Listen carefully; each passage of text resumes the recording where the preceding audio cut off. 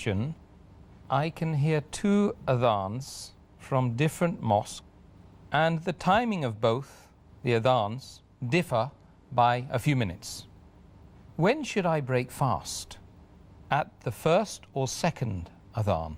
As far as breaking of the fast is concerned, with the two adhans and both the time differ, you have to find out that which of the two muaddin mentions the adhan, pronounces the adhan at the right time.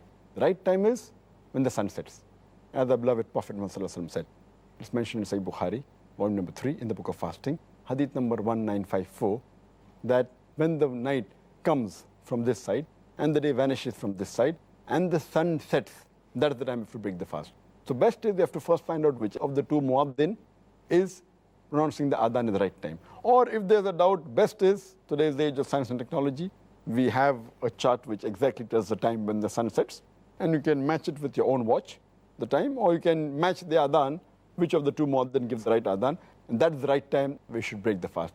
You should not say that whichever muaddin gives first you have to break. If there's a difference, try and find out which of the two muaddin pronounces the adhan at the right time. Or best is you do it yourself, you verify your watch it's the right time, see the timetable and break the fast.